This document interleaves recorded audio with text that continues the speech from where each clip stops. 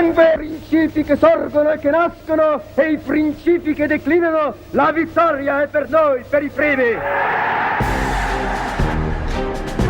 En la actualidad resulta fácil burlarse de Benito Mussolini, el dictador fascista de Italia. Todas estas poses vistas ahora pueden resultar un poco ridículas, pero en 1922 no lo parecía.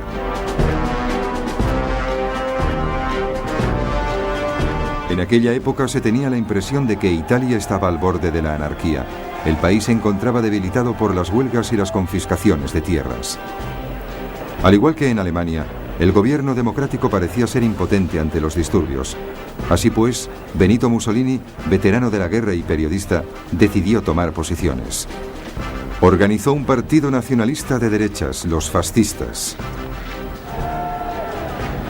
Con el gobierno paralizado por una huelga general en agosto de 1922, Mussolini ordenó a sus seguidores que marchasen sobre Roma.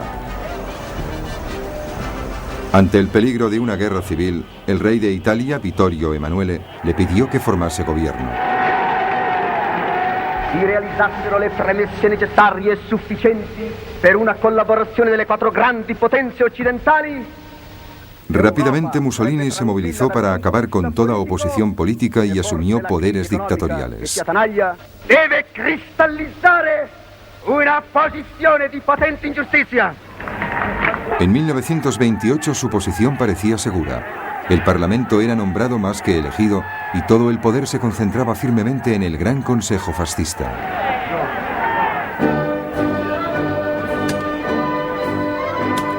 Al igual que Hitler, las primeras acciones políticas de Mussolini le dieron una popularidad enorme.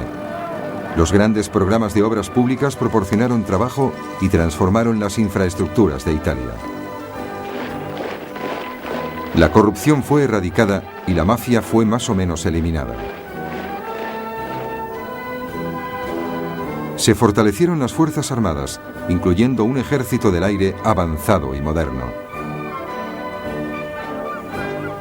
En el Mediterráneo, Mussolini organizó una poderosa armada, más grande que la fuerza combinada de las flotas británica y francesa en este mar.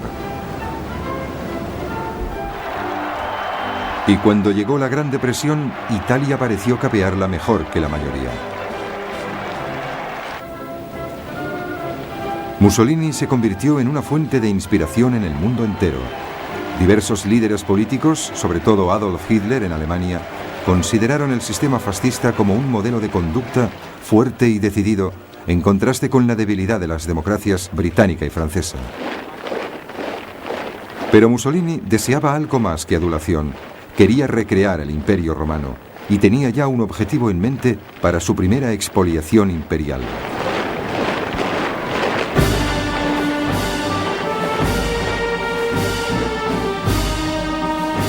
Su objetivo era Abisinia, la actual Etiopía. Italia ya tenía colonias en la frontera de este país en Eritrea y en la Somalia italiana.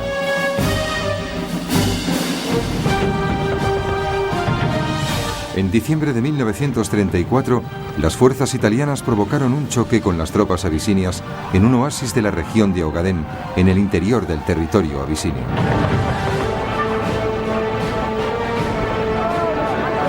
Mussolini envió entonces refuerzos a Eritrea y a la Somalia italiana, exigiendo que Abisinia pagase reparaciones por ello.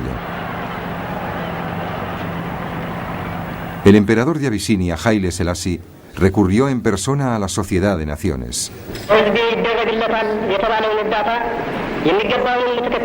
Apeló a esta invocando sus ideales. Una pequeña nación se hallaba amenazada por otro miembro de la sociedad. Esta era la prueba decisiva. Pero la Sociedad de Naciones no hizo nada. El ministro de Asuntos Exteriores británico, Anthony Eden, intentó por lo menos mediar un acuerdo de paz, pero no hubo forma de convencer a Mussolini. A principios de octubre de 1935, el ejército italiano invadió Abisinia desde Eritrea y la Somalia italiana. Las rudimentarias fuerzas abisinias tenían pocas posibilidades frente a un ejército moderno equipado con artillería y tanques.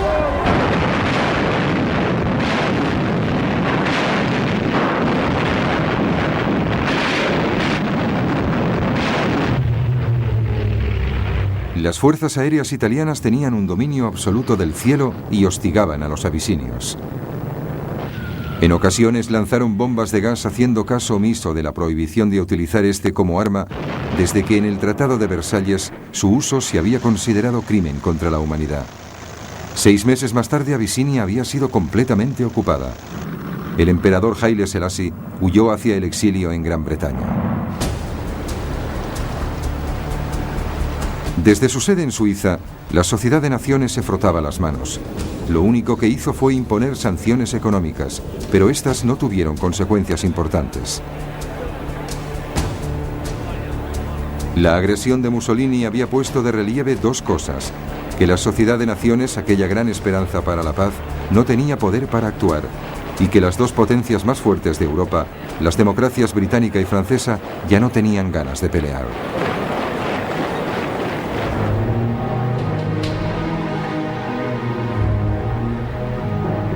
Tanto Gran Bretaña como Francia habían quedado destrozadas por la Primera Guerra Mundial y sus economías no se habían recuperado realmente. Ambas habían sufrido oleadas de huelgas y disturbios y habían experimentado un generalizado aumento del desempleo aún antes de la Gran Depresión.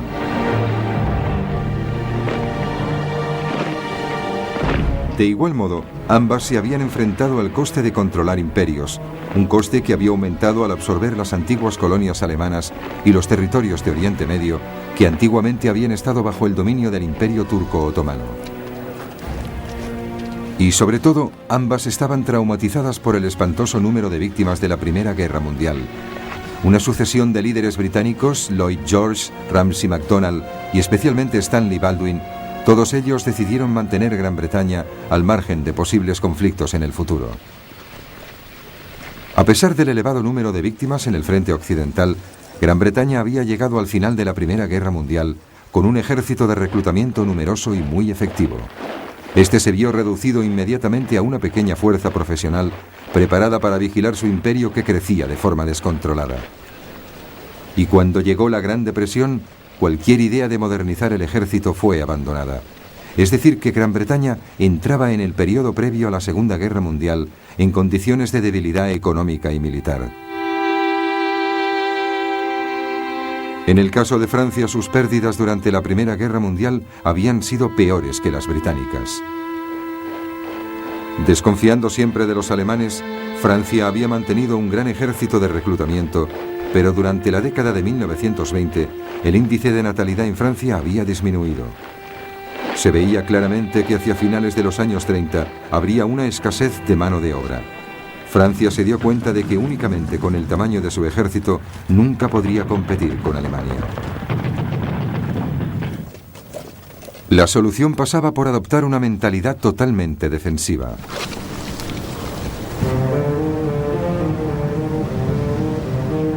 La línea Maginot, una serie de fortificaciones defensivas, se había empezado a construir en 1930 a lo largo de la frontera con Alemania y se extendía hasta la frontera belga. Allí enlazaba teóricamente con fortificaciones planificadas por los belgas. Este nuevo enfoque militar francés significaba que Francia solo era capaz de llevar a cabo una guerra defensiva. De hecho, no tenía la capacidad suficiente para lanzar un ataque sobre Italia, aunque los británicos hubiesen tenido tropas para ayudarle.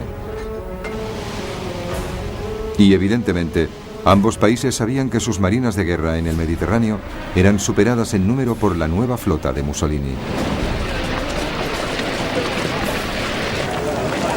Así pues, cuando Italia conquistó Abisinia, para ambas potencias resultó razonable no hacer nada.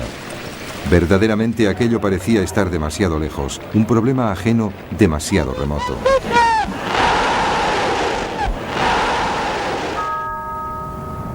En aquel momento, tanto Francia como Gran Bretaña tenían que hacer frente a las graves consecuencias de la Gran Depresión. Era un asunto mucho más urgente, y por encima de todo, se enfrentaban a una amenaza militar mucho más próxima. Una Alemania que estaba renaciendo y rearmándose. El poder alemán, al igual que el italiano, iba a mostrar sus armas muy pronto en el apoyo a otro dictador en ascenso. Esta vez en España.